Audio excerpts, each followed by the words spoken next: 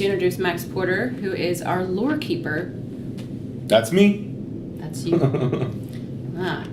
You write for a gaming magazine called Game Mage, where you talk about D&D Pathfinder and our RPG tabletop, and in it you say, and I quote, "Motivating the players is easy. All it takes is the promise of gold or an annoying villain who gets away. Motivating the players' characters is not easy. It's an incredibly difficult yet vital tool to immerse the players in the world and the story, to make them actually care a little bit about the events unfolding in your world and your role in them." So how do you do so in your lore in Camelot Unchained? How do you motivate the community and the characters themselves in the story?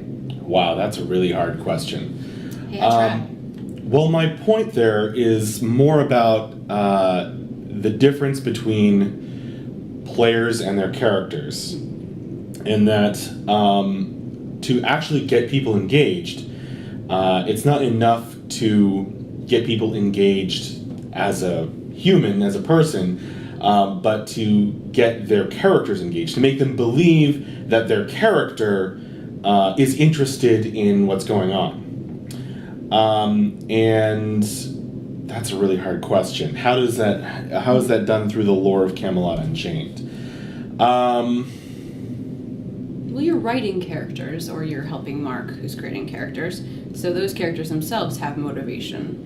How do you, I guess, translate the motivation from those characters that's into the lore into something that the people who are playing are going to be engaged in as well? Well, it's all about an engaging story and believability. So, in the lore, I try always to make the stories something that pulls people in, and is exciting and adventurous, but at the same time makes them believe that their characters would care. Makes them believe, in the Caretaker's story, for example, it was very important to me to make the main characters relatable, so that if somebody wanted to play a Firbog, they would feel that their caretaker would know this story and would want to avenge its characters. Okay. You have an interesting task to blend an incredible fantasy world with a lot of realistic things that people would, be aware of, and that would still keep them as grounded, as you say, in reality. So how did you end up being a writer for the gaming industry? Well, it's something I've been interested in for a long time. I grew up knowing I wanted to write. I've been writing since I was small. I have a creative writing degree. It's something that's always been a part of me, and I've always been a gamer. As soon as I discovered games and gaming, it's all I wanted to do. So becoming a game writer has been a goal for me for a long, long time. Can you elaborate on some of the other technical and creative writing you've done before coming here? Sure. Well, you already mentioned Gaming Mage, Yes. Which is my little blog about tabletop RPGs. And let's see, I did some work. I wrote some adventures and created some monsters for Ignitus, which is makes Pathfinder stuff. Let's see. I wrote a book? Novel. A book? I wrote a novel and published it. It's called Pandalay. You can find it on Amazon. Pandalai. What does that mean? It's the name of the main character. And that's a fantasy novel about mages, humans and elves who can't get along. And in the great woods where there's tall trees, and it's very TDD-ish in some ways. And that's all the magic is about 4 elements: earth, air, earth, wind, fire, water. What do you do outside of work for fun, other than probably play a lot of tabletop games to inspire your writing? I play a lot of board games. I haven't had a lot of time since coming on here at CSE, but I do a lot of reading. I love. I do a lot of reading. I do writing projects outside of working here. I been reading a lot of comic books recently, and playing a lot of games. Tell us how you got this job. Okay, well, that's quite a story. Well, there you go. I moved here to Virginia mostly to take care of my grandmother, and my wife came along with me, and we like it here.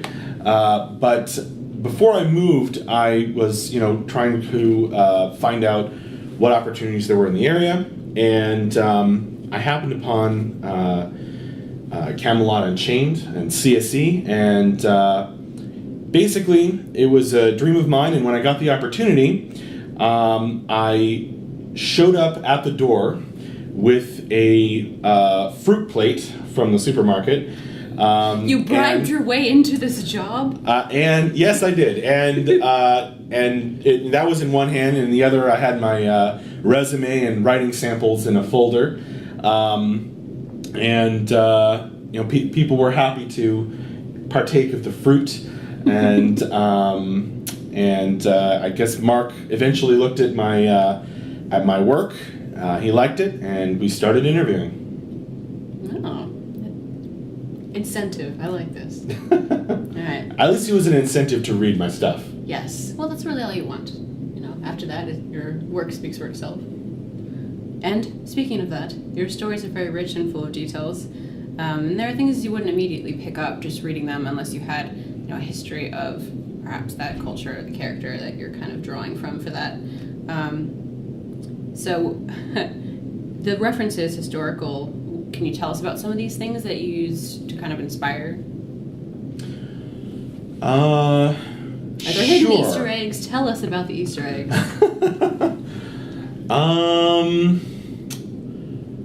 Well, the stories in this game draw on many sources, and not all of them are old folk tales from time out of mind. Some of them are modern. Some of them are some of the references are to things Mark was a fan of in his childhood, like Star Trek. Star Trek references? Oh yeah. What did I miss? All over the place.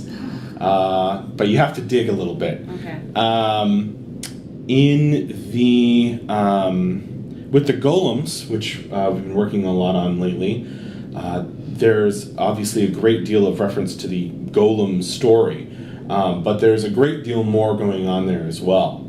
And I don't want to give too much away, but there's a lot of puns in various languages and wordplay that you can dig around and find. In the Caretaker story, I pulled in the original version of the story, the daughter of Yochid and Thea, she didn't have a name. So I did some digging around, and I named her Tiu as a reference to various old stories, and there's several interconnected references. So Tiu was an Egyptian god associated with an eagle. The beginning of the story takes place in the Eagle Bog, and Tiu also is part of the same name that Tia, her mother, is pulled from, which is a goddess that Yochid in the folktale does in fact marry. So there's a few reveals for you. Nice. During Standups, you said that your task was to make, I should probably clarify, we do something called Standups, where at the beginning of most days we'll kind of obviously stand up and tell what we're working on or what our goals are for the day, something like that. And during one of these, you said your task was to make Mark's stories readable. Oh my God, is that You ever said going that. to go away? No, because this question has been specifically put in here for you. It's a pretty ballsy thing to say to your boss, especially when you just started the job. How did that go over? Obviously, it's classic. Well, he mostly made a lot of fun of me, but Mark knows what he's good at, and I think his story ideas are fantastic, and I love working with him. That's why I came here with a fruit plate,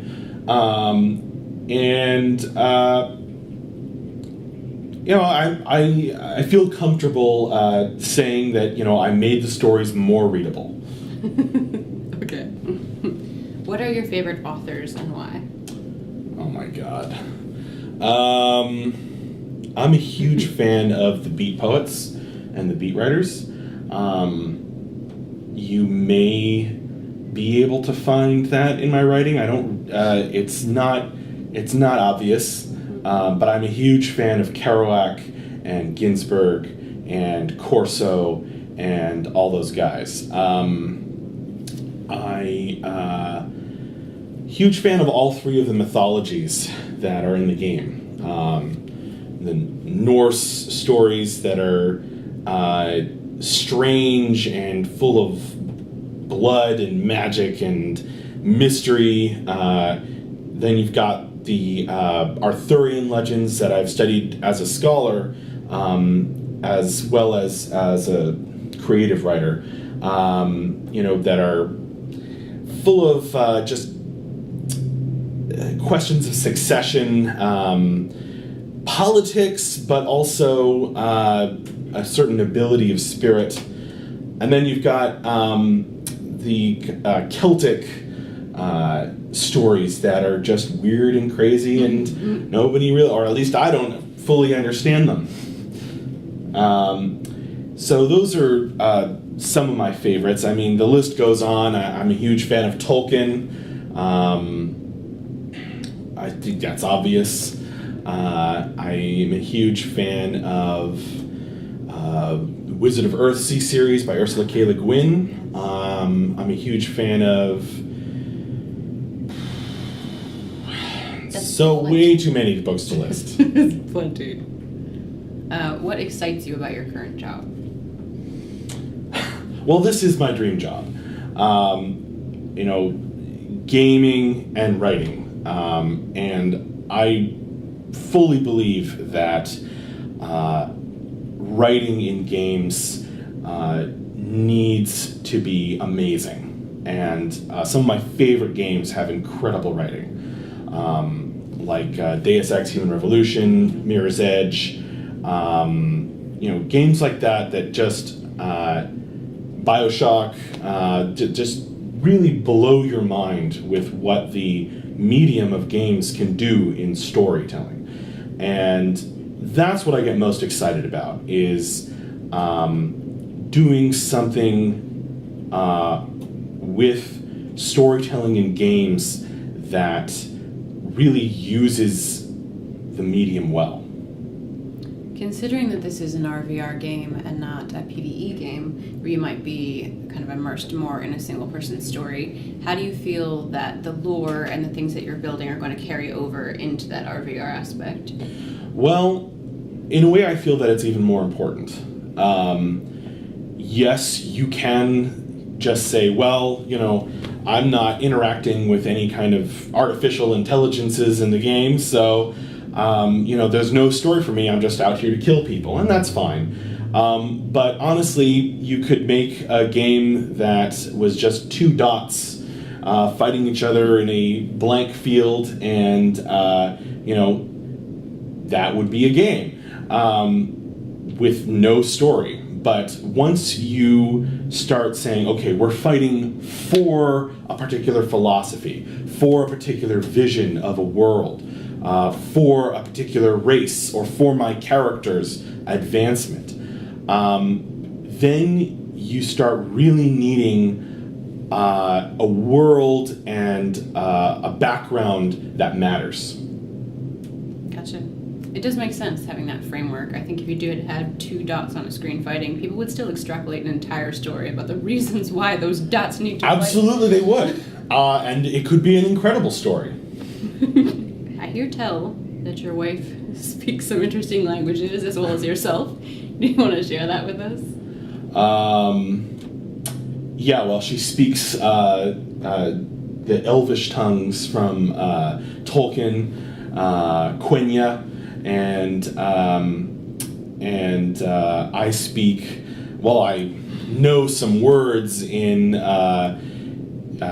Lupine, the rabbit language from Watership Down, which is another one of my favorite books. I enjoy that book too, probably once every 3 years. Why choose that one? That's pretty regular reading. I suppose. It's a bit depressing. It is. I think that was the first book that ever made me cry. A lot of the lore and the stories in the world were kind of built before you had a chance to come on board. And Mark has a lot of it sort of in his mind as how he'd like to go.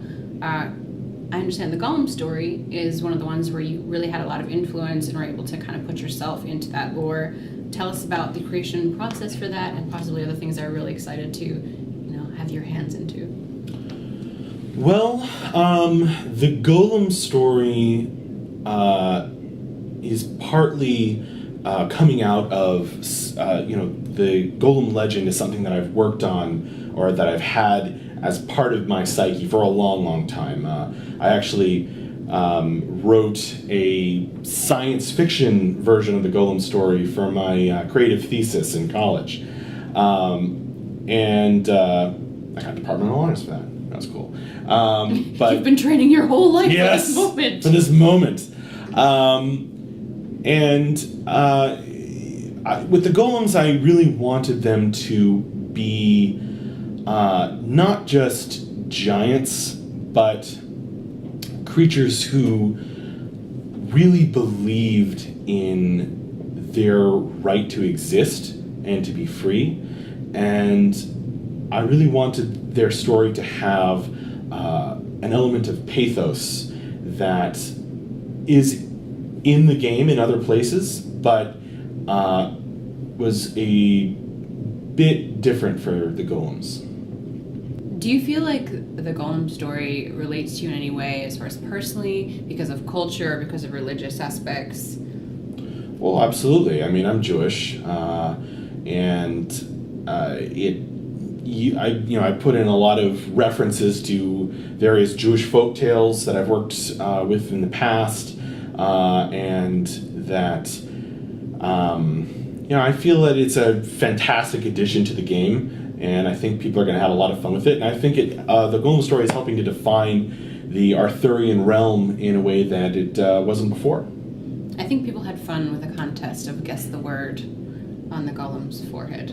Oh, well, I certainly had fun watching it go down. Everyone was cheering when it's so close for that guess. Yeah, well, I loved how, somebody thought of, I recognize the handwritten Hebrew script, but, got some of the letters wrong, and then somebody else, Hellraise had to ask his wife, and then, she instantly knew it, apparently.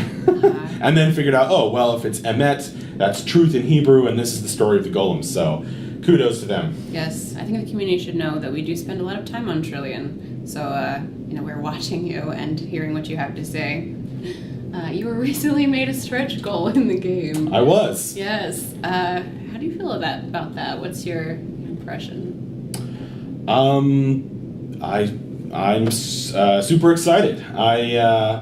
It's a little worrisome, I guess, to not quite know how the future is going to come out, but I feel like I'm part of the game now. I'm a piece. Roll for Max. Exactly. I'm a piece of the history of this game, and I'm here to stay. Great. Well, thank you, Max, and I know we'll be reading what you write very soon, and hopefully hear some more from you during the stream. Awesome.